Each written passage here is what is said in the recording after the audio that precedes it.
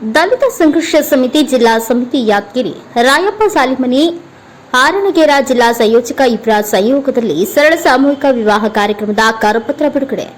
ಯಾದಗಿರಿ ಜಿಲ್ಲೆಯ ಶಹಾಪುರ ತಾಲೂಕಿನ ಹಳೆ ಪ್ರವಾಸಿ ಮಂದಿರದಲ್ಲಿ ಇಂದು ಡಾಕ್ಟರ್ ಬಾಬಾ ಸಾಹೇಬ್ ಅಂಬೇಡ್ಕರ್ ಅವರ ಪರಿಶ್ರಮದ ಕಾರಣದಿಂದಾಗಿ ಹಲವು ಸಂವಿಧಾನದ ಹಕ್ಕುಗಳನ್ನು ಪಡೆದು ಆರಾಮವಾಗಿ ಬದುಕುತ್ತಿರುವ ನಾವು ಬಾಬಾ ಸಾಹೇಬ್ ಅಂಬೇಡ್ಕರ್ ಅವರ ಪ್ರಬುದ್ಧ ಭಾರತದ ಕನಸನ್ನ ಸಾಕಾರಗೊಳಿಸಲು ಮುನ್ನಡೆಯಬೇಕಿದೆ.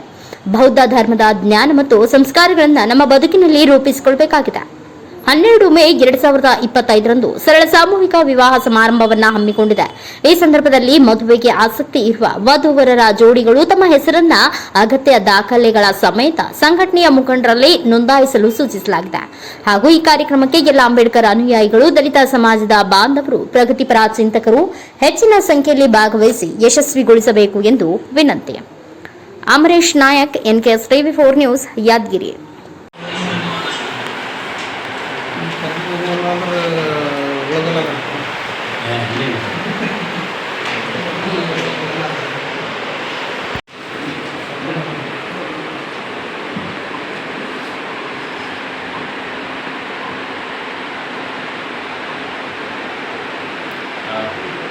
ಈಗ ಅಲ್ಲಿ ನಿಂತಿದ್ದ ಒಬ್ಬರು ಮಾತಾಡಿ ಸರ್.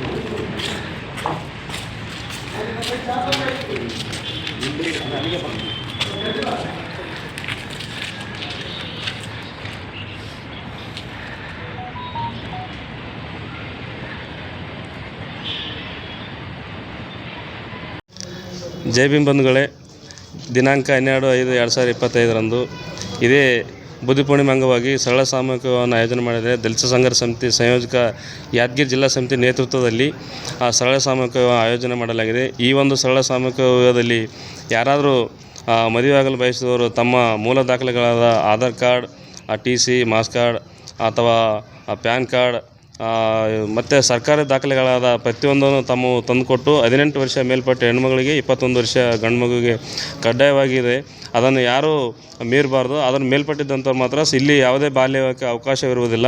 ಹೀಗಾಗಿ ತಮ್ಮ ವಿವಾಹ ನೋಂದಣಿಯನ್ನು ಹೆಚ್ಚಿನ ರೀತಿಯಲ್ಲಿ ನಾವು ಕೊಟ್ಟಂಥ ಕಾಂಟ್ಯಾಕ್ಟ್ ನಂಬರ್ಗೆ ತಾವು ನೋಂದಣಿ ಮಾಡುವುದರ ಮುಖಾಂತರ ಈ ಒಂದು ಸರಳ ಸಾಮೂಹಿಕದ ಅಡಿಯಲ್ಲಿ ಸಿಗ್ತಕ್ಕಂಥ ಅನುದಾನ 50,000 ರೂಪಾಯಿ ಪ್ರತಿಯೊಂದು ಜೋಡಿಗೆ ನಮ್ಮ ಒಂದು ಸಂಘಟನೆ ವತಿಯಿಂದ ತಮಗೆ ನೀಡಲಿಕ್ಕೆ ಏನು ಸಹಕಾರ ಬೇಕಾದ ಎಲ್ಲವನ್ನು ಸರ್ಕಾರದ ವತಿಯಿಂದ ನಾವು ಮಾಡಿಕೊಡ್ತೇವೆ ಅಂತಕ್ಕಂಥ ಮಾತನ್ನು ಈ ಒಂದು ಸಂದರ್ಭದಲ್ಲಿ ತಿಳಿಸುತ್ತಾ, ಹೆಚ್ಚಿನ ಒಂದು ರೀತಿಯಲ್ಲಿ ತಾವು ನೋಂದಣಿ ಮಾಡಿಕೊಂಡು ಸರಳ ಸಾಮಗ್ರಿಗಳಲ್ಲಿ ತಾವು ಭಾಗಿಯಾಗುವ ಮುಖಾಂತರ ತಮ್ಮ ಒಂದು ಸಾಲದ ಹೊರೆಯನ್ನು ಕಡಿಮೆ ಮಾಡಿಕೊಳ್ಳಬೇಕಂತೇಳಿ ಸಮಸ್ತ ತಾಲೂಕಿನ ದಲಿತ ಬಾಂಧವರಲ್ಲಿ ನಾನು ತಿಳಿಸಲು ಬಯಸ್ತೇನೆ. ಜೈ ಭೀಮ್.